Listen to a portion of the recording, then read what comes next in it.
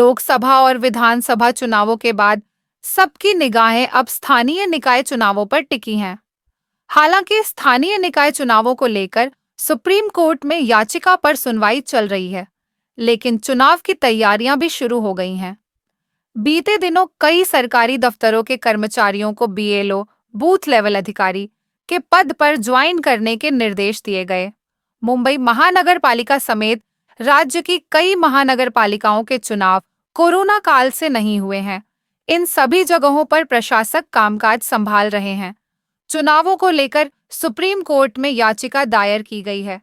इस पर कल यानी 6 मई को सुनवाई होनी है। उस दिन चुनावों को लेकर कुछ संकेत मिल सकते हैं। इसी बीच प्रशासन ने चुनावों की तैयारी शुरू कर दी है। बीएमसी चुनाव की क्या तैयारी? बीते दिनों कुछ सरकारी दफ्तरों में विधानसभा चुनावों में बीएलओ के पद पर काम कर चुके कर्मचारियों को मुंबई महानगर पालिका चुनाव के लिए तुरंत ज्वाइन करने को कहा गया है।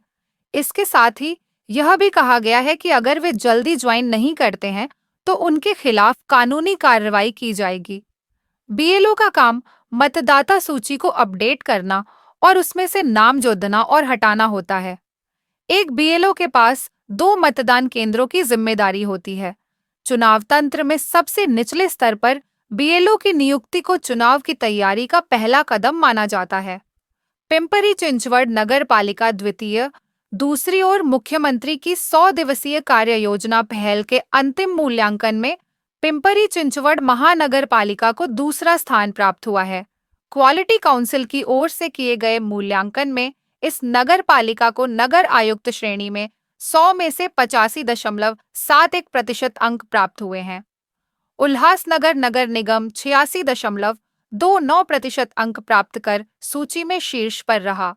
उल्हासनगर नगर पालिका प्रथम राज्य सरकार ने मुख्यमंत्री की 100 दिवसीय कार्य योजना पहल को क्रियान्वित किया।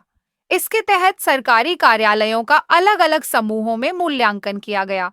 इसमें राज्य के 48 विभागों के साथ साथ विभिन्न क्षेत्रीय कार्यालय भी शामिल थे। मुख्यमंत्री देवेंद्र फडणवीस ने महाराष्ट्र दिवस के अवसर पर परिणामों की घोषणा की। इसमें मनपा आयुक्त समूह में पिंपरी चिंचवड़ को दूसरा स्थान मिला। उल्हासनगर नगर पालिका ने प्रथम स्थान प्राप्त किया। तीसरा स्थान पनवेल और नवी मुंबई नगर निगम 69.34% अंक के बीच साझा रहा।